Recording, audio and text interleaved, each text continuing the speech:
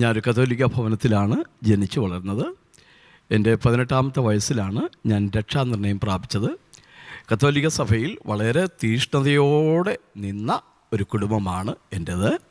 അച്ഛനും അമ്മയും 7 മക്കളും ഉണ്ട്. ഞാൻ 6ാമത്തതാണ്. എനിക്ക് 3 വയസ്സ് മറ്റോ പ്രായമുള്ളപ്പോൾ, ഇത് അച്ഛനമ്മയും പറഞ്ഞുള്ള അറിവാണ് എനിക്കുള്ളത്, 3 വയസ്സ് പ്രായമുള്ളപ്പോൾ എനിക്ക് ചന്നി അപസ്മാരം എന്നുള്ള അസുഖം വന്നു. അന്ന് പുനലൂരിന് കുറേ ദൂരെ ഇളമ്പലിനടുത്ത് തിരുവഴി എന്ന് പറയുന്ന സ്ഥലത്താണ് ഞങ്ങൾ താമസിച്ചുകൊണ്ടിരുന്നത്. എൻ്റെ പിതാവ് ഒരു മലഞ്ചരക്ക് വ്യാപാരിയായിരുന്നു.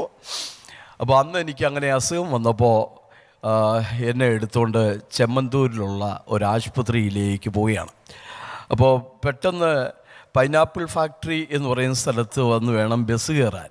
അപ്പോൾ ഒരു വലിയ മല ഇറങ്ങി ഒരു വരമ്പയെ കൂടെ കുറേ ദൂരം പോയെങ്കിൽ മാത്രമേ ഈ ബസ് സ്റ്റോപ്പിലെത്തുള്ളൂ.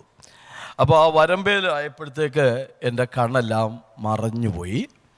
അപ്പോൾ ആ വയലിൻ്റെ കരയിൽ എന്നെ ഇട്ടുകൊണ്ട്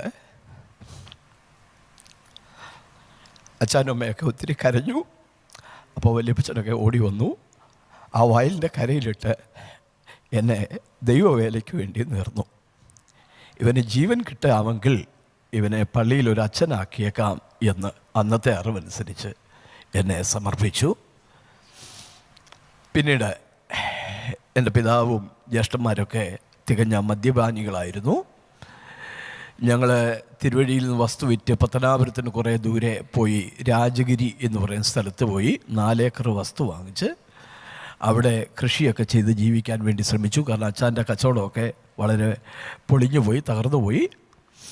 അങ്ങനെ അവിടെ വെച്ച് എല്ലാവരും തന്നെ, ഞാൻ അങ്ങനെ മദ്യപാനത്തിനൊന്നും പോയിട്ടില്ല, എൻ്റെ ജ്യേഷ്ഠന്മാർ മദ്യപാനികളായിരുന്നു.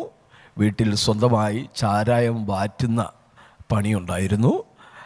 അങ്ങനെ ഒരു തകർന്ന കുടുംബമായിരുന്നു. 4 പെങ്ങന്മാരുണ്ട്. എല്ലാ നിലയിലും തകർന്ന് നിൽക്കുന്ന സന്ദർഭത്തിലാണ് ഞങ്ങൾ ഈ വിശ്വാസ അനുഭവത്തിലേക്ക് വരുന്നത്.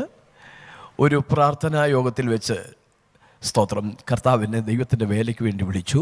അങ്ങനെ ഞാൻ എൻ്റെ ചെറിയ ജീവിതം കർത്താവിന് വേണ്ടി സമർപ്പിച്ചു.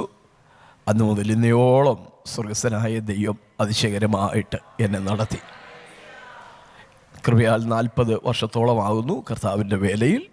ദൈവം എന്നെ ഇതുവരെയും ഒന്നിനും ഒരു മുട്ടും വരുത്താതെ കർത്താവ് ജയോത്സവമായി എന്നെ നടത്തി.